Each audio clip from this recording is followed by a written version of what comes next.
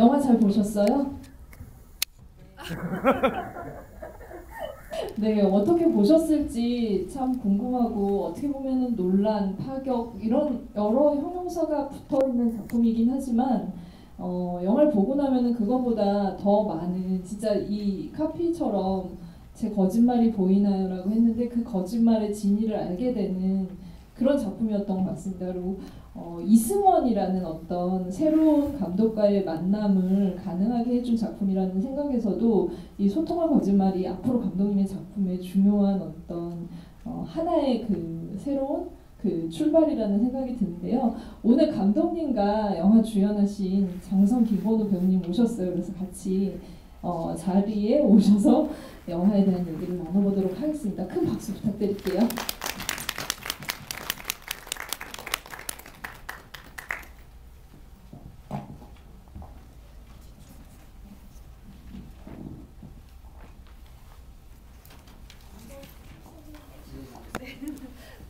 네, 일단은 인사 먼저 들어야겠죠? 네, 감독님 네, 관객분들에게 인사. 소통과 거짓말 감독한 이승원입니다.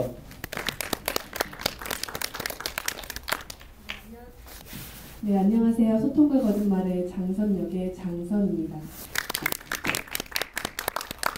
네, 안녕하세요. 소통과 거짓말의 김선생 역을 맡은 김건후입니다. 감독님께 먼저 사실은 이 개봉의 기대감에 대해서 좀 들어봐야 될 것 같아요.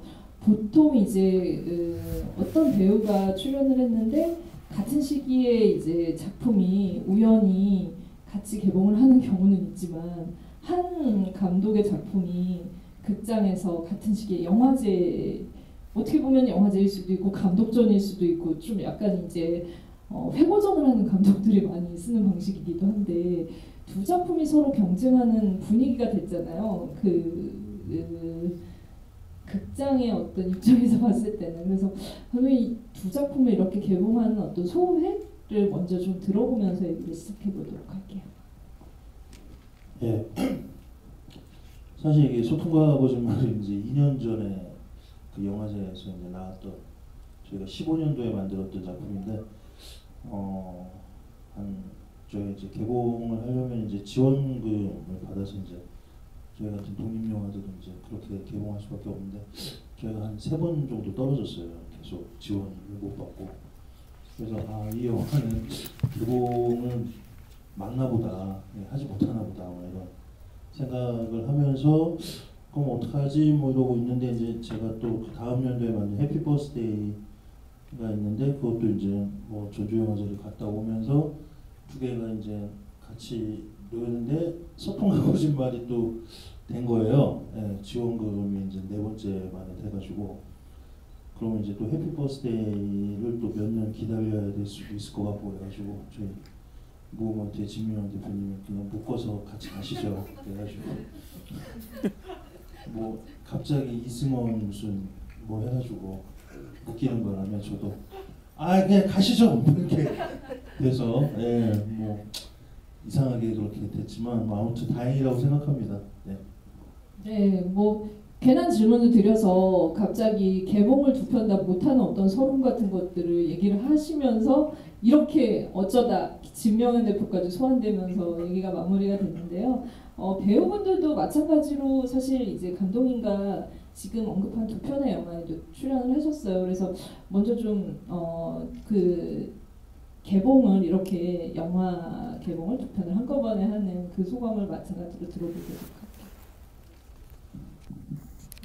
네, 저도 사실 소통과 거짓말이 한 3번 정도 떨어졌을 때 극장에서 볼 일은 없겠구나, 소통과 거짓말을 개봉할 수 없겠구나라는 생각을 하고 있었는데 소통과 그리고 해피버스데이가 제가 정복이 역할로 또 출연했었는데 두 영화가 같이 개봉을 하게 돼서 저는 사실 소통과 거짓말만 보신 분들과 해피만 보신 분들은 저라는 배우에 대해서 어떤 다른 선입견들을 가질 수가 있는 작품들인데 둘 다 함께 개봉하다 보니까 저한테는 조금 더 좋지 않았나라는 생각을 해봅니다.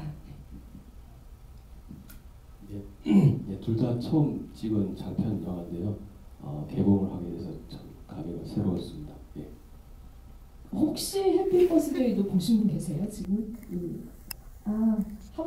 손 드신 거죠? 한 분 보셨네요.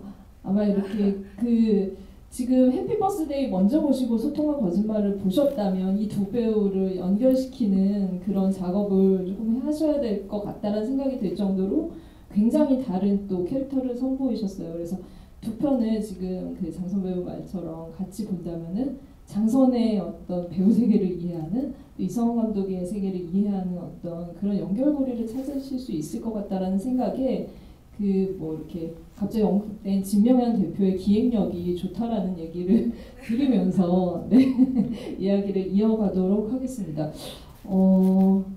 저는 일단은 정말 이 영화 보면서 많은 생각들이 떠올랐지만 계속 내리에서 떨어지지 않았던 생각은 감각이라는 생각이었어요. 심리적인 것들이 어떤 영향을 사람한테 미칠 때 이 통증이라고 물리적인 통증이나 통각이라는 게 어떻게 다가올까 아니면 전이될까라는 생각을 많이 하게 됐는데 그런 면에서 저 감독님이 언급하시기도 하셨던 50만 아기사의 감각의 제국이 많이 떠올랐거든요. 그 영화에서 보면은 어떤 방식으로 누군가가 누군가를 사랑한다는 표현, 그러니까 멜로적인 표현을 하지 않고 바로 그냥 섹스로 돌입하고 그 섹스의 최극단에 갔을 때 이 둘이 어떻게 소통할 수 있을지에 대한 얘기를 하고 있는데 이 영화도 어떤 면에서 마찬가지라는 생각을 했습니다. 이 둘이 남녀라는 이름으로 그리고 어떤 성적인 것들을 교류하지만 결국에는 과연 소통했을까? 과연 이 둘을 왜 접합시키고 만나게 했을까라는 생각이 많이 들었었거든요. 그래서 어떤 부분들을 좀 이 극단의 섹스를 통해서 가학과 피학의 관계를 통해서 보여주고 싶으셨는지. 네. 예, 일단은 어떤 이런 섹스나 이제 성에 관한 그런 영화들이 많이 있고 그리고 지금 말씀하셨듯이 저는 오시만 아기사 감독님의 감각의 제국처럼 오로지 그러니까 영화 전체가 다 그냥 섹스로만 이루어진 영화인데 그 영화 안에서 그러니까 섹스라는 것만 보여줬을 때도 굉장히 많은 의미가 거기 들어가게 되고 그러면서 이제 더 확장된 의미로 이제 일본에 대한 어떤 이야기를 이제 보여준 영화라고 생각을 하는데 그러니까 어떤 그런 어떤 강한 이미지 속에 그런 깊이 있는 어떤 모습들을 보여줄 수 있다라는 게 저에게는 가장 큰 어떤 거대한 산처럼 느껴지는 영화였어요. 그래서 과연 이런 영화를 능가할 수 있을 만한 어떤 이미지와 깊이의 영화가 나올 수 있을까라는 생각을 해봤고 그러면서 이제 계속 그런 영화들이 내 마음속에 있다가 소통과 거짓말은 사실 다른 그런 성을 소재로 영화는 좀 죄송합니다. 네, 감기가 좀 있어가지고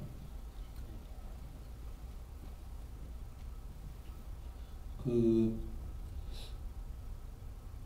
이 성이 결국은 뭐 고통스러운 성이 됐던 뭐 성관계를 갖는 게 굉장히 뭐 하드코어적으로 변질이 되던 결국은 그걸 통해서 어떤 만족을 얻는 거라고 생각을 했거든요. 다른 그 성적인 영화들에서의 어떤 표현들은 결과적으로 자기에게 고통을 주는 것이 그 사람에게 어떤 희한한 쾌락이 될 수 있고 만족이 될 수 있고 그게 어떤 본인의 어떤 트라우마에서 시작되는 거에서 어떤 해소가 될 수 있고 보통의 성을 다룬 그런 예술 영화들은 그런 식의 표현들이 많았다고 생각을 하는데 저희 영화에서의 성은 사실 쾌락은 아닌 것 같아요. 그러니까 결과적으로 쾌락과 고통은 뭐 일치한다라는 얘기도 있지만 이 여자가 뭐 아이를 잃기 전에 뭐 소위 그냥 쉽게 말해서 정상적인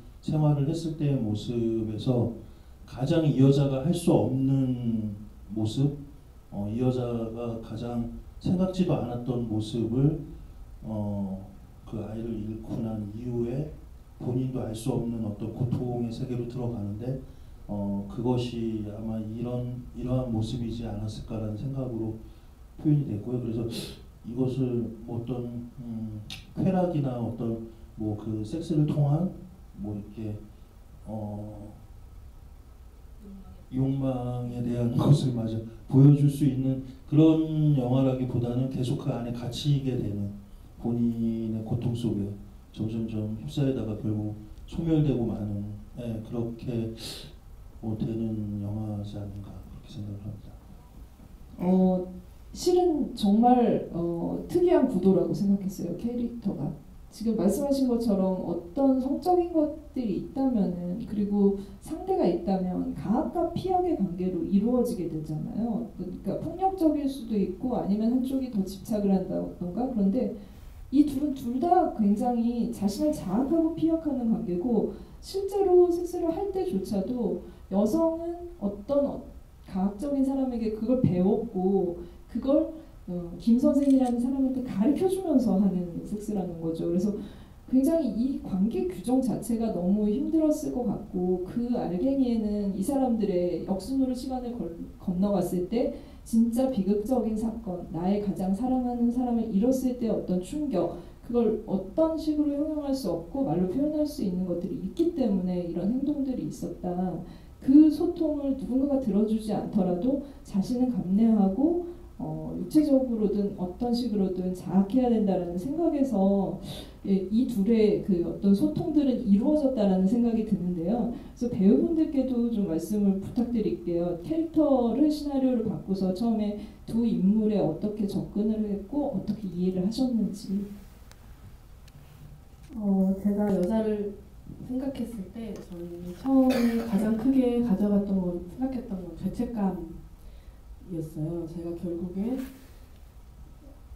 아이를 많이 사랑해주지 못하고 있는 와중에 결국 아이스크림 때문에 결국 아이를 지키지 못했고 끔찍하게 죽어가고 있을 때 저는 그 아이의 곁에 있어주지 못했다는 것.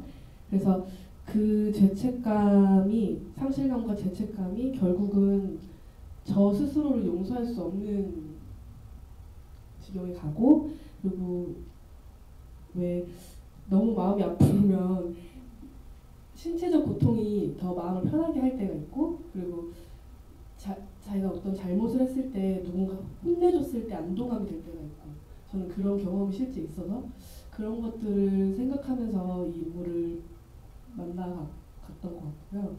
그래서 김 선생님과의 관계는 사실 사랑은 아니지만 이성적인 사랑이라기보다 제가 아이가 죽은 이후 어떻게 보면 처음으로 작은 기대를 할 수 있는 사람이라고 생각을 했습니다. 김 선생님께도 김건우 배우에게 드리겠습니다. 저는 정말 촬영하면서 너무 힘들었는데요. 솔직히 대본 보고도 너무 말이 안 되는 인물이라서 어떻게 연기를 해야 될까라는 생각을 했었는데 제가 이 작품을 만나기 전까지 연극에서 만났던 인물들을 캐릭터를 분석하고 해석할 때는 그냥 어떻게 보면 그냥 흉내에 좀 제가 어떻게 하면 잘 보여줄 수 있을까 좀 흉내를 냈다면 이 인물을 만났을 때는 과연 나는 어떨까 좀 더 깊이 들어가서 나 김건우라는 사람이 정말 이런 사람이 됐을 때 어떨까라는 걸 표현하려고 계속 생각하고 그렇게 살아왔던 것 같습니다. 그래서 너무 힘들었던 생각밖에 없었던 것 같습니다. 예. 그 진짜 되게 독한 말씀을 하셨네요. 이 영화에 대해서 도대체 이게 말이 되는 영화냐. 이 참여하게 되기까지 여러 가지 그 수고의 시간이 있으셨는데 결국은 이렇게 영화를 완성을 하시고 좋은 연기를 보여주셔서 제가 일단은 감사하다는 얘기를 드리도록 하겠습니다. 네, 감독님 배우들의 불신이 조금 있었던 것 같네요. 네, 오늘 처음 알았네요. 알겠습니다. 멋쩍게 웃으시면서 그냥 마무리를 하셨는데 실은 저는 이제 그러니까 어떤 마음에서 이게 말이 되냐라고 했을까라는 얘기를 했을까를 유추해 볼 때 만약에 이 사람들이 실제로 저는 이제 실제로 있을 것 같다라는 생각을 굉장히 많이 했고 연기를 보면서 실제로 있다면 내가 이 사람들을 이해하고 소통하고 받아들이고 했을까? 정말 그 학원 원장과 같은 어떤 상태의 어떤 말들이나 언사나 아니면은 그런 행동을 하지 않았을까? 슈퍼 아주머니 같은 그런 행동을 하지 않았을까라는 생각을 많이 했어요. 이 사람들이 보편적인 어떤 평균치의 사고 방식을 갖고 있는 사람들의 반응이겠다. 그 1인 2역을 한 김선영 배우의 연기가 그래서 굉장히 와닿았는데 소위 말해서 사실 이 두 캐릭터는 생각했을 때 정말 그냥 밉상일 수도 있고 아니면 받아들여질 수 없고 피하고 싶고 저 사람들이 왜 그럴까라는 생각을 하게 만들 수밖에 없다는 생각이 들어요. 그러니까 사연을 모르고 봤을 때 그랬을 때 저는 이제 그 해피 버스데이와 연결을 해갖고 봤을 때 그 작품 속의 인물도 또 하나같이 정말 좀 납득이 안 가긴 하거든요. 그랬을 때 이건 정말 이승원이 그리고 싶어 하는 사람들이다. 이 사회에서 어떤 방식으로 상처를 가지고 있는 사람들을 어떻게든 이해하게 만들려고 하는 시도인 것 같다. 굉장히 어렵지만 그걸 하려고 하고 있다는 생각이 들었는데 어떤 의미에서 좀 이들을 주목하시고 어떤 이해를 구하려고 하시는 건지. 제가 10년 넘게 저기 소통과 거짓말의 배경이 된 보광도 그 동네에서 지금도 아직까지 이제 살고 있는데요. 그 동네에 사는 어떤 분위기라든지 거기 사시는 분들도 이제 뭐 계속 사람들이 바뀌면서 그 안으로 이제 들어오시는 분들을 이렇게 봤을 때 그러니까 뭐 아직도 저희 집엔 한 달에 한 통씩 그 성범죄자 분들이 우리 동네에 살고 있다 해서 사진이 굉장히 컬러풀하게 진하게 박혀서 날라와요. 딸을 가지고 있는 부모들에게는 그게 날라오거든요. 저희 동네가 하루에 뭐 한 달에 한 통씩 2명, 뭐 3분씩 막 이렇게 날라와요. 그러니까 그런 분들이 우리 동네로 들어오시는 거죠, 요즘에.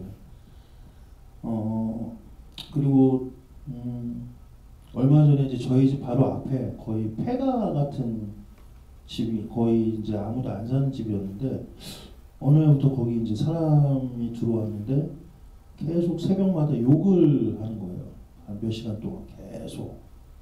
그래서 저게 누군가 우리 바로 창문이 바로 마주치는 집이거든요.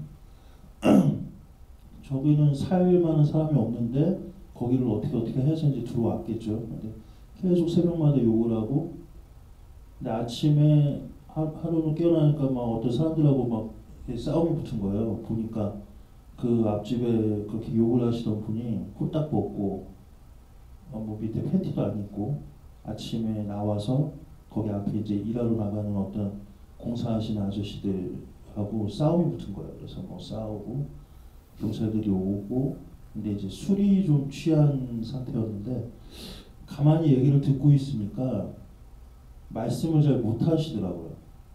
그러니까 욕할 때는 이제 욕의 어떤 느낌이 들었는데 그 사람이 뭔가 얘기를 제대로 뭔가 하려고 하는 걸 들어보니까 장애가 있으신 분이에요. 그러니까 이 말씀하시는데 그러면서도 계속 욕을 하시고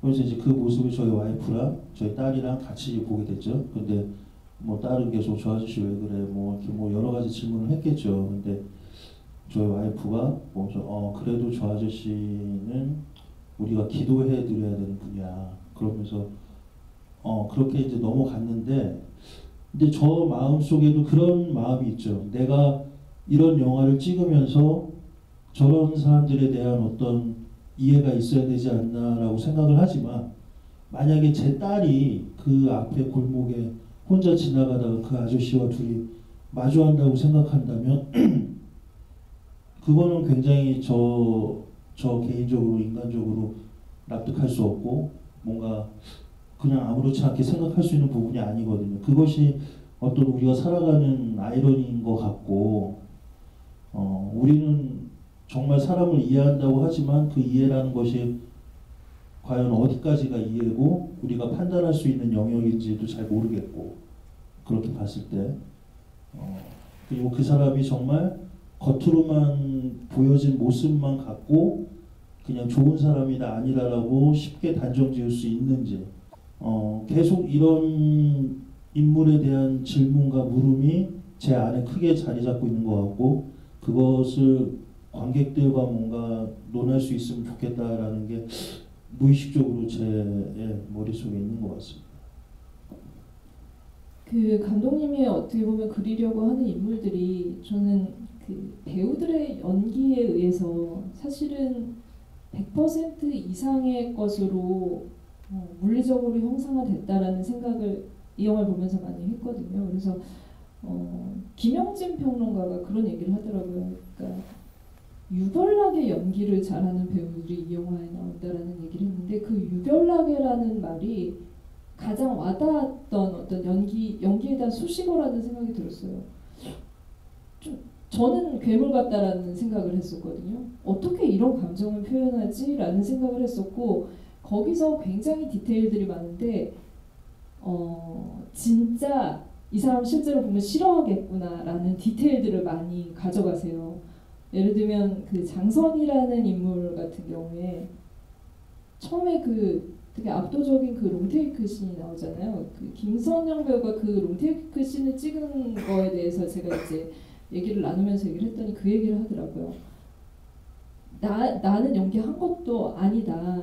그 아마 장선의 반응샷을 보고 봤더라면 그리고 그거를 나 혼자만 봤던 게 너무 아까울 정도로 그 연기를 하는 동안 이 인물이 되어서 그 반응들을 하고 있는 모습을 보면서 이 배우가 얼마나 뛰어난지 그런 극찬을 했던 기억이 납니다. 그런데 진짜로 어떤 느낌이 들었었냐면 계속 뭔가 디테일들을 주잖아요. 계속 웃고 있고 계속 중얼중얼하고 있고 그리고 이 사람이 정말로 이 공기 안에서 고통을 받으면서 살아가고 있다는 느낌을 주고 있다는 생각이 들어서 그것들은 물론 이제 감독님이 창조하신 캐릭터 안에도 있었겠지만 배우의 해석도 분명히 많은 퍼센테이지를 차지했을 것 같아서 어떤 그 좀 마음을 가지고 캐릭터를 좀 연구를 하셨는지.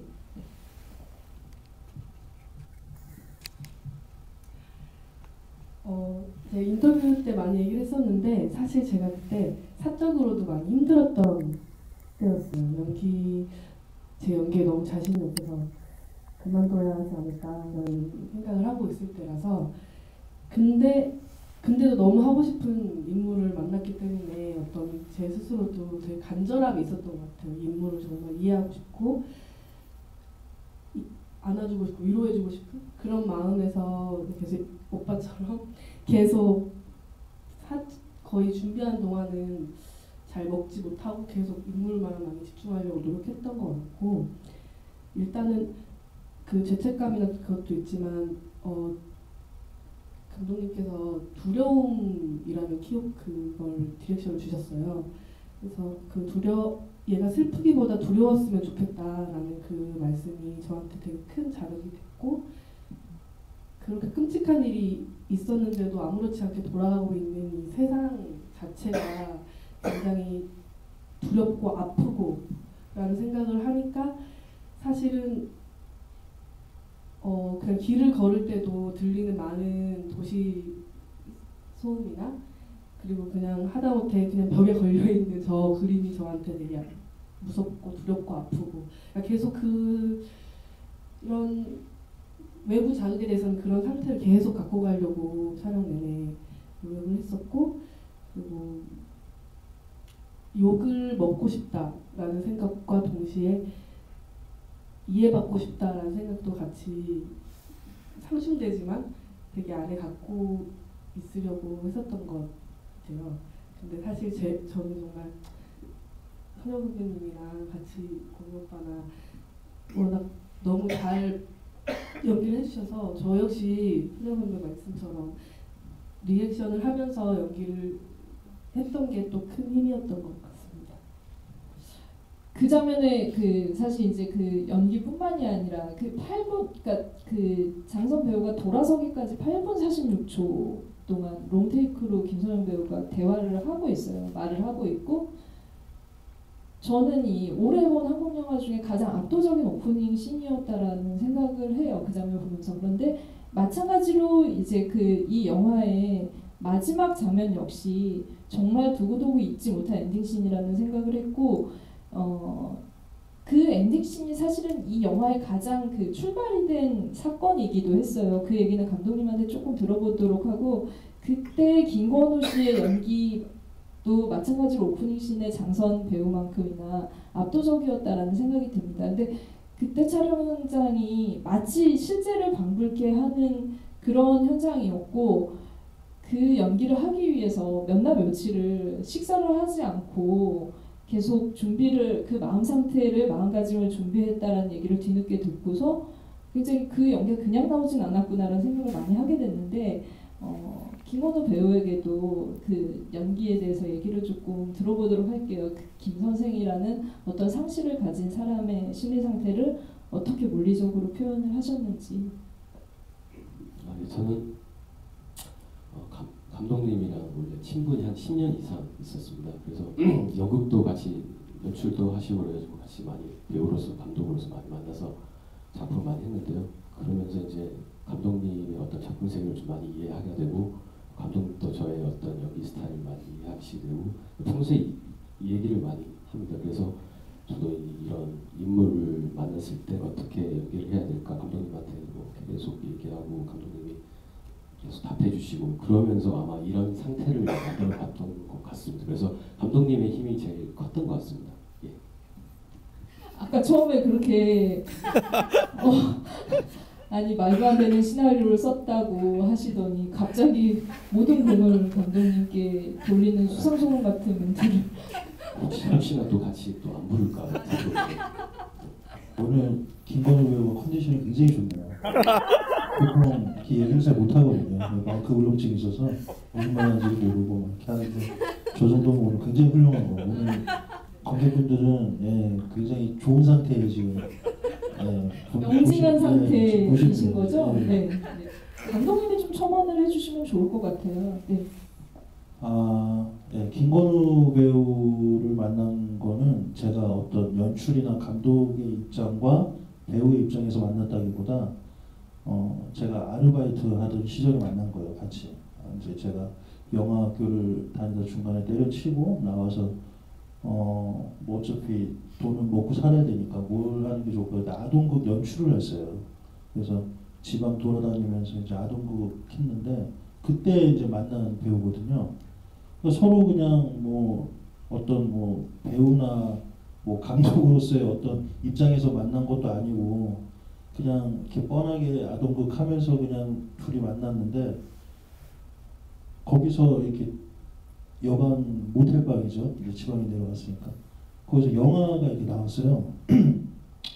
러브 오브 시베리아 영화가 나왔는데, 내가 저 영화 너무 좋다고 막 그러면서 이렇게 봤어요. 근데 이 친구도 자기 그거 봤는데 되게 좋다는 거예요. 근데 제가 뭐 감독을 꿈꾸는 어떤 이런 사람이라는 것도 모르고, 내가 저 친구가 배우로서 어떤 입장인지도 잘 모르는 상태에서 마치 막 되게 내가 영화에 대해서 잘 아는 뭐 이렇게 사람이냐 막 이렇게 얘기를 하고, 이 친구도 형님 뭐 이런 영화 좋아하시냐고, 그래서 그렇게 시작된 관계면서 이제 이렇게 지금까지 온 건데, 그래서 제가 가장 신뢰하는 배우이기도 합니다. 왜냐하면 그러니까 제가 뭐 아무것도 없을 때, 뭐 본인도 마찬가지지만 그때부터 서로 믿고 의지해왔던 사이이기 때문에 해피 버스데이에서는 사실 거의 모습도 드러나지 않는 역할이고, 그 역할이 근데 다른 배우들에게 굉장히 중요한 역할이었기 때문에 희생하는 역할이었거든요. 근데 뭐 제가 믿을 만한 배우는 김건우 배우이기 때문에 당연히 그 역할에 대해서 부탁할 수밖에 없었고. 세 번째 작품도 그러면 같이 하시는 거, 안심을 좀 시켜드려야 돼요. 그럼요. 예. 말만 잘 듣는다면 제가 일정에서 쭉 가는 것인데, 농담이고요. 예, 당연히 그렇게 되는 건데, 소통과 거짓말 때는 그러니까 계속 좋은 배우란 무엇일까에 대해서 고민을 많이 했어요. 그 전부터. 그러면서 사실 그런 거 있잖아요. 우리가 체감하는 것보다 보고 느낀 머릿속에서 떠올라지는 어떤 인물들. 그러니까 사실 이 소통과 거짓말도 제가 할 수만 있다면 필립 시오프만 같은 배우랑 하고 싶다 막 이런. 근데 김건우 배우에게 너는 필립 샤프만이 될 수 있어 막 이런 어떤 서로에게 막 이런 어떤 자극이 되면서 근데 스스로가 그게 뭔지 몰라도 그런 상태까지 한번 느껴보고 싶었던 것 같아요. 그러니까 제가 그렇게 시키지 않아도 영화 준비 한 3주 전부터 집에서 계속 그냥 이렇게 쭈그려져 있으면서 식사도 하지 않고 어떤 그 김 선생이라는 인물에 젖어 있었던 거죠. 그러니까 소위 말하는 우리가 말하는 메소드를 본인이 했던 거고 그러면서 딱 현장에 나타났는데 제가 알고 있던 권우가 아닌 거예요. 그래서 그냥 옆에서 이렇게 지켜보다가 되게 조심스럽게 이렇게 디렉션을 건넸던 기억이 나고요. 사실 뭐 연기가 어떻게 이렇게 연기들을 이렇게 잘할 수 있지 뭐 하지 하는 부분이 사실 이 친구들이 뭐 어디 뭐 이렇게 유명한 어떤 뭐 많이 나왔던 이렇게 눈에 띄었던 배우들이 아니고 사실 연기라는 거는 서로 믿음이 있으면 그만큼 또 이렇게 폭발되는 에너지들이 있거든요. 그러니까 여기 장선 배우나 김건우 배우가 서로에 대한 어떤 신뢰가 없고 믿음이 없었다면 그러니까 처음 보는 배우들이 만나서 사실 이런 연기를 할 수 있다라는 게 거리낌 없이 정말 암만 프로 배우들이라도 약간 걸리는 어떤 부분이 있을 거예요. 근데 이 두 배우도 몇 년 동안 서로 알아갔던 배우고 그만큼 서로가 진지하게 나눴던 대화들이 있을 것이고 서로가 서로에게 아는 어떤 신뢰가 있기 때문에 그 힘으로 더 편하게 어떤 진행이 될 수 있지 않았었나. 그리고 최대한 그런 모습을 보일 수 있게끔 그런 환경이 될 수 있게끔 저도 현장에서 많이 노력을 했습니다. 이 영화의 제목에도 거짓말이라는 말이 있는데 거짓말을 통해서라도 이해를 구하려고 하고 어떤 세상에 대해서 이해와 반작용 같은 것들이 있다라는 생각을 했는데 저는 이제 수통과 거짓말과 해피 버스데이 두 작품을 다 보시기를 원하는 이유는 두 작품을 보면 그 부분이 일맥상통하고 있다라는 생각이 들어요. 그런데 굉장히 형식적으로는 차이가 있다라고 생각하고 감독님이 이제 두 작품을 만드는 기간에 이제 어떤 변화나 어떤 형식적인 부분에 있어서는 다른 마음이 있으셨을 거라는 생각이 듭니다. 그런데 소통과 거짓말과 거의 해피 버스데이는 형식적으로는 극단에 있다라는 생각도 한편으로는 들었거든요. 이 작품 같은 경우 거의 정사각형 화면 어디로 빠져나갈 데가 전혀 없어 보이는 갑갑한 어떤 현실을 보여주는 형식에 그리고 그걸 심지어 모든 색깔을 다 빼버리고 물론 이제 흑백을 하시는 분들이 풍부한 색깔이 있다라고 하지만 컬러를 뺐던 데는 그만한 이유가 있을 것 같고 마찬가지로 어떤 소음들을 제외하고는 음악적인 장치도 전혀 쓰지를 않는다라는 거죠. 그랬을 때 감독님이 이런 형식을 통해서 더 깊게 전달하고 싶었던 그런 의도가 있으셨을 것 같은데 뭐 이 부분에 대해서 뭐 재밌는 얘기는 그러니까 PD님은 굉장히 좋아하셨대요. 왜냐면 제작비가 많이 들지 않기 때문에. 그래서 감독님은 어떤 의도로 그런 형식을 세팅을 하시고 그 부분들을 이 영화의 형식으로 가져가려고 하셨던 건지. 예, 제가 사실 뭐 영화에 대해서 그렇게 뭐 지식이 많은 어떤 감독은 아니고요. 그렇기 때문에 뭐 이렇게 어떤 의도가 정확히 어떤 뭐 이론상 딱 정립돼서 말씀드리긴 그랬는데 그러니까 처음 이 영화를 시나리오를 쓰면서 제 머릿속에 들었던 것은 이 영화는 흑백으로 가야겠다. 그리고 전혀 어떤 인공적인 음악이나 어떤 그런 소리를 배제를 해야겠다. 그리고 정사각형 그러니까 뭐 지금 거의 1대1인데 원래 4대3 비율로 이제 가려고 했던 건데 뭐 이렇게 찍고 나서 이게 편집실 가져가 보니까 1대1이라고 그러더라고요. 그래서 저도 그때 처음 1대1인 줄 알았고 그러니까 비율은 아무튼 굉장히 작은 비율로 찍어야 돼. 그러니까 예전 고전 영화들을 보면 이런 사실 비율들이 많거든요. TV 사이즈 같은 건데 근데 막 거대한 액션 그러니까 뭐 전쟁 영화 막 이런 영화도 이런 사이즈거든요 사실. 근데 막 이렇게 시네마코프 막 이렇게 넓은 사이즈보다 이 좁은 화면 안에서의 어떤 그런 굉장히 큰 대서사시 영화 같은 걸 보니까 더 거기에서 주는 미학의 힘이 엄청나더라고요. 그러니까 굳이 모든 걸 다 담아서 보여줄 필요가 없구나. 그러니까 오히려 가려져 있는 부분에 관객들이 뭔가 더 자극을 받고, 그러니까 지금은 뭔가를 하나라도 더 보여주려고 사실 영화에서 끊임없이 막 이렇게 관객들에게 눈을 굉장히 혼란스럽게 할 정도로 호강을 하잖아요. 근데 저희 영화는 오로지 이 두 인물만 끈질기게 붙들고 가고 싶다. 그러니까 이 두 인물만 관객들이 계속 쳐다보게 하는 것이 뭔가가 얻어질 수 있을 것 같다라고 생각을 했고, 그래서 전혀 다른 것들은 이 두 인물에 침해되지 않도록 노력해서 그렇게 그런 관점에서 영화를 찍었던 것 같고, 그래서 이 영화 외 프레임 밖에 있는 어떤 상황들에 대해서 관객들이 끊임없이 생각하게 하고, 그 생각이 이 인물들과 마주쳐서 그 인물의 얼굴을 통해서 거울처럼 관객들에게 좀 전달되는 것이 어떨까, 그런 의도로 생각을 했는데, 뭐 그게 잘 됐는지는 모르겠지만 아무튼 그런 부분을 잘 봐주셨던 것 같습니다. 네. 어떻게 보면은 조금은 그냥 너무 이제 형식이 앞서는 시도일 수 있는 세팅이었는데, 지금 감독님이 이게 잘 됐는지 모르겠다라는 말씀하시니까 그거에 대한 답변을 드리자면, 굉장히 이 사람들의 어떤 심리적인 것들이 잘 느껴지게 해주는 어떤 구성이었다라는 생각을 하게 됐습니다. 영화를 보면서 왜 이런 형식과 이런 화면과 이런 음악적인 배제를 했는지를 조금 더 그냥 그러니까 배제하고, 형식을 배제하고 좀 와닿을 수 있게 효과적으로 구현을 했다는 생각이 들어서 이 영화에 대한 지지를 하게 됐다는 생각도 들었어요. 그 부분이. 제가 지금 좀 질문 드렸는데 관객분들께 마이크를 드릴게요. 질문이 있으신 분들이나 영화에 대한 얘기를 하시고 싶으신 분은 손을 들어주시면은. 네.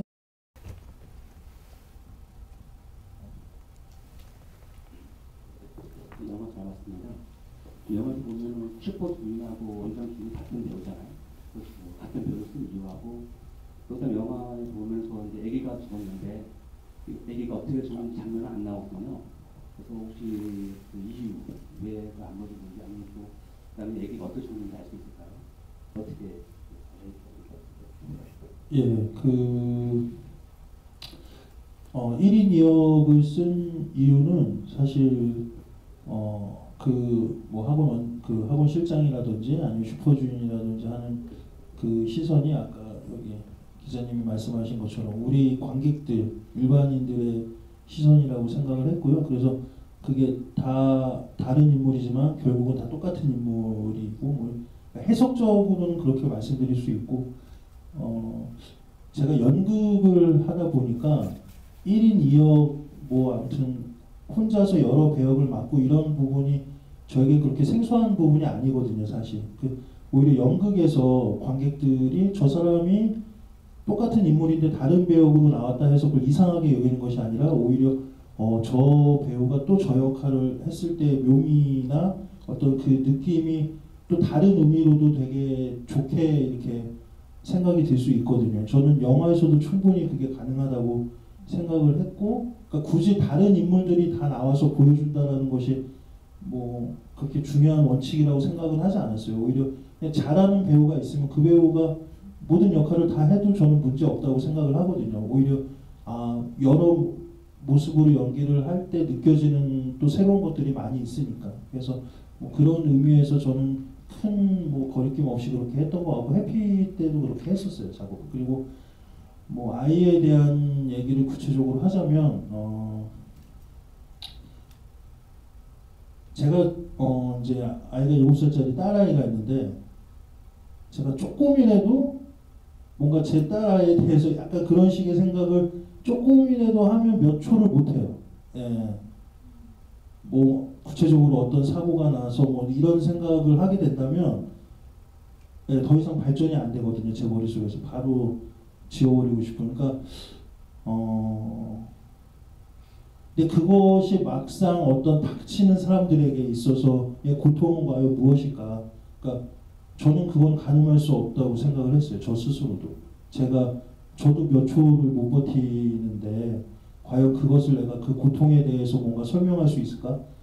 그러니까 딸 아이의 어떤 죽은 모습이 보여지는 것이 중요하지 않다고 생각을 했어요. 그래서 그러니까 제 머릿속에서 그렇게 지워져야 된다고 생각할 만큼 그 모습이 구체적으로 드러난다는 것은 굳이 중요한 부분이 아니라고 생각을 했고, 다만 이제 장선 배우에게 그런 디렉션을 했죠. 너가 그 말도 안 되는 쓰레기 봉투를 이렇게 들춰봤을 때 그 안에 어떤 형상으로 아이가 있을지에 대해서는 얘기를 했어요. 예.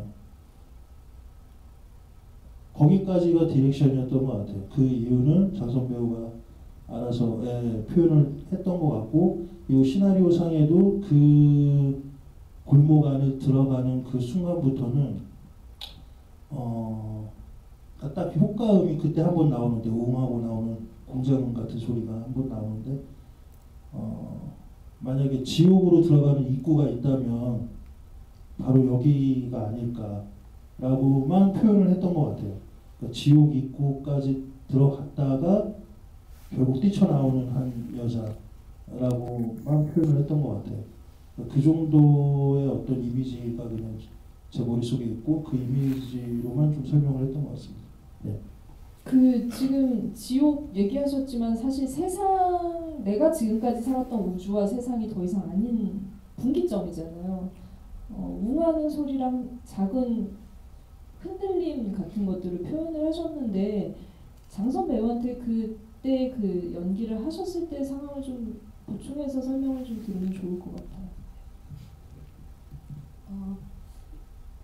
그 장면은 굉장히 길게 찍었어요. 나온 거는 짧았지만 그 아이를 찾는 과정부터 해서 굉장히 길게 찍어서 계속 그 상황 속에 집중할 수 있게 해주셨던 것 같고, 일단은 중간에 그 장면에서 이상한 악 하는 소리가 들리는데 그게 실제 현장음이었어요. 근데 저는 사실 그 소리가 저의 어떤 연기하는데 사실은 도움이 굉장히 됐었고, 그리고 그걸 봤을 때 저는 저 스스로 생각했을 때 아이가 토막이 나 있다고 생각을 했었고요. 그리고 그래서 첫 리액션이 구토가 나올 것 같다, 저의 리액션이 그랬고, 그리고 사실 감독님 디렉션 중에 그 너무 무섭고 너무 놀라서 빨리 달리고 싶은데 달려지지 않는 그 꿈속에서 있을 법한 그런 느낌의 디렉션을 해주셔서, 저는 이제 거기서 아이가 그렇게 된 걸 보고 나올 때는 내 아이의 시체인데도 불구하고 빨리 여기를 도망치고 싶은 마음과, 근데 또 몸이 마음처럼 잘 되지 않는 그런 거를 생각하면서 그 장면을 찍었습니다. 정말 타인의 고통을 진짜 어떻게 감독님이 이제 상상도 할 수 없는 상황이라고 하셨는데, 타인의 고통을 아무도 이해를 그 상황에 돌입하지 않는 순간은 못할 것 같다는 생각이 드는데, 많은 영화나 많은 드라마나 어떤 문화 작품에서도 그런 충격적인 사건을 마주했을 때 반응들을 표현을 하잖아요. 굉장히 전형적일 수도 있어질 수 있는 부분이고, 그러면은 우리는 이 사람이 그 정도 고통이 있겠구나라는 생각을 하는데, 저는 가장 비전형적인 어떤 연기와 어떤 상황으로 보여준 이 영화의 명장면이라는 생각을 했었습니다. 영화 보면서. 중요한 장면이어서 배우분께도 다시 마이크를 드렸었고요. 또 질문을 좀 이어가도록 할게요. 네. 질문 던지고 가시는 거예요? 네. 감독님이 출연하시잖아요. 마지막 장면의 술집에서 연기에도 욕심이 있으신가요? 아니요, 뭐 굳이 그렇게 욕심을 많이 내는 건 아니고요. 그때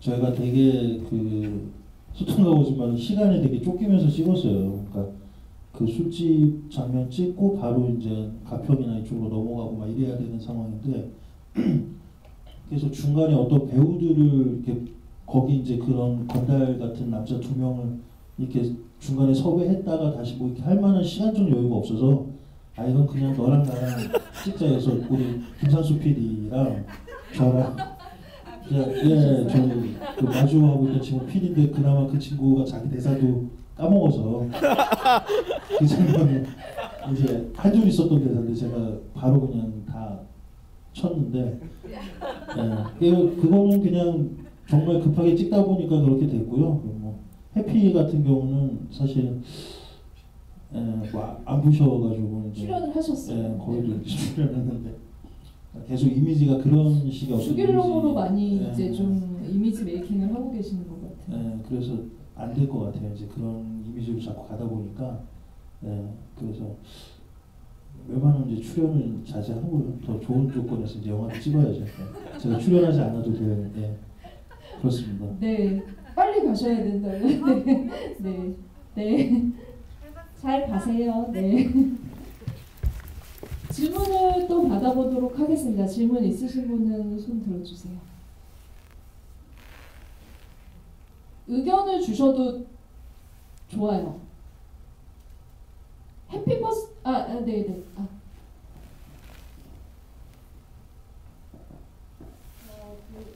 다시 마트로 그 여자의 행방을 찾아서 그 선생님이 가잖아요.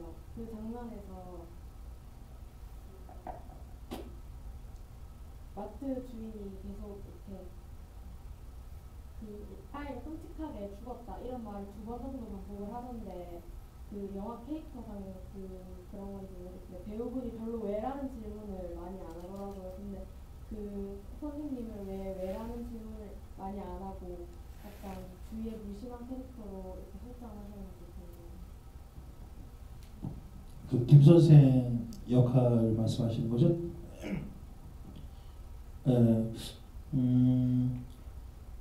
그러니까 여기 나오는 어떤 인물들이 사람들하고 우리가 쉽게 기본적으로 하는 어떤 소통이라는 거 있잖아요. 그러니까 어떤 대화를 나눠야 된다라는 거. 그런 관계가 많이 무너져 내린 사람들이라고 생각을 했어요. 그래서 소위 우리가 말하는 넌 왜 사람 말을 듣지 않냐? 너는 왜 내 말 듣지 않고 딴 생각하고 있냐? 너는 뭐 이렇게 네 말만 하냐? 막 이런 상황들이 사실 벌어질 때가 많이 있잖아요. 저는 그게 다 이유가 있다고 생각하거든요, 사실. 그러니까 우리는 쉽게 그냥 내가 너한테 뭔가 소통하려고 서로 얘기하고 있는데 너가 왜 이 소통을 하지 않으려고 하느냐에만 집중을 하지 그 사람이 왜 자꾸 자기 얘기만 하게 되는지 혹은 그 얘기에 대해서 집중하지 못하고 딴 생각에 빠지게 되는지에 대해서는 깊게 생각해 본 적이 없어서 근데 그거는 뭐 신뢰도 쉽게 있을 수 있는 상황이라고 생각을 하고 여기 나오는 두 배우는 그거에 이제 더 그렇게 왜 이렇게까지 병적으로 이렇게 될 수밖에 되지 않았나 하는 인물. 그래서 딸이 그렇게 죽었다고 그 아줌마는 되게 뭐 쉽게 말한 것 같진 않지만 어쨌든 최선을 다해서 자기가 알고 있는 정보를 얘기해주고 거기서 그 여자도 그래서 자살했다라는 얘기를 했을 때 또 끝까지 본인의 어떤 모습을 감추면서 얘기를 하잖아요. 그러니까 이 인물은 정말 끝까지 자기를 방어하고 자기에 대해서 표현하지 못하는 그런 인물인 것 같아요. 그래서 술을 먹고도 말도 안 되는 영어로 누군가에게 다가가서 섹스를 하자는 얘기를 하고 그것이 끝까지 이 사람은 자기가 최고로 떨어져 있는 어떤 그런 감정의 상황에서도 본인 스스로를 드러내지 못하는 그것이 이 사람이 이 세상을 살아갈 수밖에 없는 어떤 방법이라고 생각을 했어요. 그래서 그렇게 표현이 됐던 것 같습니다. 네, 또 마지막 질문 하나만 더 받아볼까요? 있으시면? 네.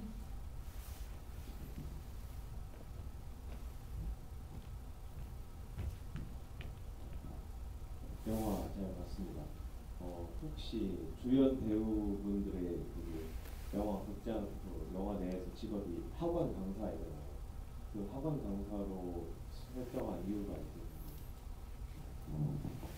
예. 그러니까 제가 이 영화를 처음 생각을 했던 게 어쩔 수 없이 자연스럽게 이제 얘기가 나오게 되는 건데 그 건대 앞 사거리에서 어떤 술 취한 백인이 그 사람 많은 곳에서 내려가지고 어떤 그냥 거기 계신 어떤 여자분에게 다가가서 계속 섹스를 한번 하자는 식의 얘기를 하는 거예요. 그래서 근데 그게 뭐 막 되게 강압적이고 막 무섭고 막 이런 모습이 아니라 혼자 되게 정말 힘없고 초라한 어떤 백인이었는데 그 벌건 대낮에 술에 엄청 취해가지고 그 여자한테 피식피식 웃으면서 계속 그런 식으로 얘기를 하는데 다른 사람들이 별로 위협적이지 않으니까 뭔지도 모르고 막 지나쳐 다니고 근데 저만 그 모습을 보고 있다가 하지 말라고 이렇게 손짓을 하지만 계속 이렇게 웃으면서 돌아와서 계속 하고 여자는 이렇게 뭐 어떻게 해야 될지 모르고 서 계시고 이런 상황이었거든요. 그래서 맨 처음에 제가 생각한 거는 이런 거였어요. 외국에 사는 어떤 백인 남성인데 그 남성이 한국에 뭐 그런 학원 선생님으로 오실 수 있잖아요. 그러니까 보통 처음에는 약간 그런 구상에 진짜 영화를 생각을 했다가 그렇게 뭐 영화를 빨리 이제 진행을 해야 되는 상황에서 여의치 않아서 이제 그러니까 뭐 선생님 역할을 그냥 이렇게 한국 사람으로 진행을 외국 배우 캐스팅도 예, 쉽지 않은 그렇죠. 필쇼뿐만이 아니면 할 수 없다는 아무튼 그런 상황이었던 것 같아요. 그래서 직업적인 면에서는 아마 그래서 학원 강사로 생각을 했던 것 같아요. 네, 질문은 그러면 여기까지 받아보도록 할게요. 많은 뭐 궁금증과 이 감독님의 세계, 배우의 세계에 대해서 좀 한 발 다가가는 그런 계기가 되었으면 오늘의 대화가 그런 생각을 하면서 마지막으로 김건호 씨 먼저 좀 오늘 대화에 참석하신 또 소회와 마찬가지로 이제 해피 버스데이도 많이 봐주셔야 되잖아요. 거기에는 나온지조차도 다 보고도 모를 수 있는 그런 연기를 하셨는데 네, 그 작업, 영화 작업에 대한 얘기도 좀 해주시면 좋을 것 같아요. 네. 일단 오늘 이렇게 컨디션이 좋아가지고 말을 잘해서 일단 기분이 좋고요. 그리고 해피 버스데이는 정말 힘들게 촬영했고요. 그 역할 자체가 또 장애가 있는 또 인물이라서 제가 엄청나게 또 고생을 했는데 카메라에 나오지 않고 그냥 소리만 나와서 그래도 제가 봤는데도 눈물이 나더라고요. 제 소리만 들어도 그렇습니다. 힘들게 작품 했으니까요. 해피 버스데이도 많이 봐주시기 바랍니다. 감사합니다. 네, 사실 두 편 보면은 해피 버스데이 뒤늦게 나중에 보신 분들은 장성이 어디 나왔다는 거야? 라고 하실 수 있어요. 정말 분명히. 그래서 네, 두 편을 아우르는 또 말씀 한번 들어보죠. 네, 이제 지금 개봉 후에 두 번째 GV인데 이렇게 오후 이런 시간에 함께 해주셔서 너무너무 감사드리고요. 해피 버스데이에서는 제가 굉장히 게임에 몰두해 있는 여성으로 나옵니다. 그래서 실제로는 게임을 정말 못하지만 열심히 영상과 그 게임을 실제로 좋아하는 언니를 만나서 자문을 많이 구했어요. 그래서 영화에서 게임에 몰두해 있는 정복이를 꼭 만나셨으면 좋겠습니다. 네, 감사합니다. 네, 오늘 이렇게 소통하고 정말 보러 와주셔서 너무 감사드리고 저희가 아무튼 뭐 이렇게 많은 관객분들은 아니시지만 저희 영화를 보시고 어떤 우리가 살아가는 데 있어서 모든 사람들에게 어떠한 시선을 갖는 것이 얼마나 중요하고 그것이 의미 있는 일인지 그것을 좀 한 번씩 생각할 수 있는 그런 시간이 되었으면 했는데 그것이 이제 관객분들이 어떤 생각으로 돌아가실지 참 궁금하고요. 저희 앞으로 뭐 계속 작업을 해 나갈 테니까 앞으로도 많이 관심을 좀 가져주십시오. 감사합니다. 진짜 이 영화에서 보면 두 배우가 두 캐릭터가 서로 시종 일관 끝까지 존댓말로 얘기를 하잖아요. 어떻게 보면 진짜 말도 안 되는 얘기들을 계속하고 있는데 뭐 5억 미국에서 누가 와, 뭐 사업하러 와, 여긴 또 지금 말도 안 되는 얘기를 마찬가지로 받아치고 있는데 서로 어쩌면 안 듣고 있을지도 몰라요. 감독님 아까 말씀하신 것처럼. 그런데 다른 사람들과 달리 이 사람이 각자 가지고 있는 뭉텅이의 슬픔이 뭔지는 그래도 이해하려고 하는 어떤 바탕이 있는 아픔이 있기 때문에 서로 그 부분을 내가 너의 디테일을 몰라도 이해해주려는 마음, 들어주려는 마음이 있다는 생각이 들어서 말씀하신 것처럼 감독님의 작품을 사실 되게 낯설 수 있고 논란이 될 수 있고 기괴할 수 있는데 약간 그런 마음으로 좀 들어주는 관객들이 오늘 이제 뭐 10몇 분밖에 안 계시지만 점점 많아졌으면 좋겠다라는 생각이 들었습니다. 지금 3번째 작품을 준비하시는 걸로 알고 있는데 앞으로 더 많은 그 이승원의 세계를 이번 두 작품을 통해서 알게 되면 더 좋지 않을까? 분명히 한국 영화사에서 어떤 방식으로 자기의 색깔을 가지고 있는 감독이라는 생각에서, 그리고 마찬가지로 두 배우도 영화계에는 몰랐던 배우지만 정말 괴물 같은 배우들을 만났다라는 생각에 되게 마음이 충만해지는 영화여서 여러분들도 많이 좀 관심 갖고 지켜봐 주셨으면 합니다. 오늘 감사합니다. 네.